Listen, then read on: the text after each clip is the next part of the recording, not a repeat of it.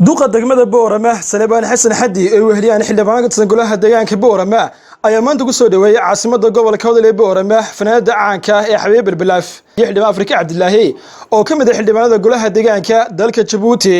magaalada madaxdeeda waxaana maayirku magaalada Boorama ku maamuusay qadashada balaaran uu sameeyay fanaanada caanka iyo xildhibaanada ka tirsan golaha deegaanka magaalada Djibouti waxaana sidoo kale kulamadaas loo garfeenayay sidii xiriir toos ugu bilaami lahaa labada magaalo ee Boorama iyo Djibouti markii soo laaday munaasabada qarasho rafta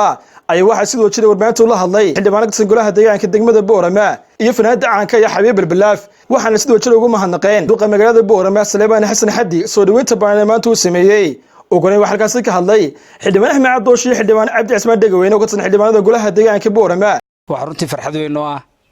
يعني كسر دوينال كان حدمانات عاصمة جيبوتي حدمانات أفريقيا عبد الله هي فنانة دينا حبيبة بالبلاف لما أنتوا إحنا كفر حسنا إن تقولوا سدوينا عاصمة ديني لبعض جمهورية سوماليلاند بورما كسر دوّا ما يدلنا هاي مقالدينا تاسو إنك دحية واحد بدن أو تاي مقالديني وندلنا هاي سر دوّا فرحت نوعه إن نوعي مادان فنانة ديني وين إذا قال جاهيد حبيب بالبلاف يو حلبانة أفريقيان عبد الله أو كترسان حلبانة كلها ديجان كجيبوتي رنتي أنا فرحت قاري نوته فنانة ديدي قالجي inay noo timaado oo ay magaaladeedii laba timaado xildhibaanaduna ay timaado magaalo ka tirsan magaalooyinkeegii oo labaada waxa weeyaan anaga qiimo gaar ah noo sameynaysa runtii waan idin soo dhaweynaynaa waan ku faraxsanahay idinka iyo inta idin ka dambeysana waxaan leenahay iyaga laftoodu inay yimaadaan oo ay soo boqdaan magaaladoodii labaad ee Boorama runtii waan idin soo dhaweynaynaa waan idin ku faraxsanahay waan idin la joogaynaa waana jecelahay inaad nala joogtaan dhankooda waxay ugu si baan uga mahadnaqay soo dhaweynta lagu sameeyay magaalada Boorama fanaanada caanka ee Xabiib Balbalaaf iyo xildhibaanada Afrika Cabdilaahi waxaana hadoodii ka mid ahaa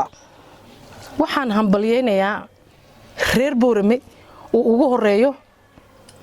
maayirka magaalada ugu horeeyo walaalkay oo casuumad Salebaan oo casuumad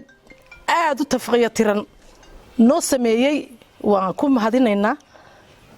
Boorama waxa leenahay iyadna Boorama beera badanay adna xaqaadee noo joog waanu ku hambalyeeynaa waana meel qurux badan wasiiradana waan hambalyeeynaa waa ka adeer reer Boorama ma sha Allah waxaan maanta hambalyeenayaa casuumada malaadan oo noo soo jeediyay walaalkay maayarka Boorame Salebaan Xasan yaan hambalyeeynaa maanta waxaan casuumada balaaran noo soo jeediyay waxaan leenahay walaal waa mahadsan tahay waan dhownahay waxaan kaloon salaamayaa reer Boorame walaalahay reer Boorame salaamayaa waxaan kaloon salaamayaa wasiirka Ali yaan salaamayaa iyo xildhibaanada walaalahay ee garab jooga iyo xildhibaanada soo socotay walaashii taageerayo yadna taageerasiinaya halkii haween ahaan waxaan leeyahay reer Boorame inaga ni joognaa inaga ni la joogaynaa ma sha Allah waan salaamayaana ugu dambeyntii waxaan meeshaasi ka hadlay maayirka magaalada Boorama Salebaan Xasan Xaddi waxaana uu halkaas sheegay inuu ka wada shaqeyn doonaan xiriir toos oo bilaamba labada magaalo isagoo si gaar ah u soo dhaweeyay fanaanada caanka Xabiib Balbalaaf iyo xildhibaanada ka tirsan golaha deegaanka Djibouti Afrika Cabdilaahi ayaa marka hore oon aad ugu faraxsanahay inaan maanta wada qadayno fanaanadii qiimaha badneed in badan reer Boorama ka arki jireen TV-ga iyo xildhibaan Afrika Cabdilaahi oo runtii Jaanis maanta iyaga laftoogana u tahay anagana ay noo tahay because of maanta ugu horeysa magaalada Boorama iyagoo ku soo beegay waqti wanaagsan anigoo ku hadlaya afkii golaha deegaanka iyo afka degmada Boorama waan ku soo dhaweynaa horta marka koowaad mar labaad waxaan ku soo dhaweynayaa inaad aragtaan caasimadiina labaad ee Boorama inaad maanta timaadaan idinku nabad qaba aan ku wada qadayno hadii la yiraahdo in meelo badan oo idin dhiman waan soo tusdoona insha Allah waxaan doonaynaa dadka Boorama iyo dadka Djibouti kala hadaan kala maarmeen oo inaan iyo abtiga iyo habaryartii iyo awowgi ay yihiin waxaan doonaynaa wax qabadka degmada Boorama ka socda dalka Soomaaliland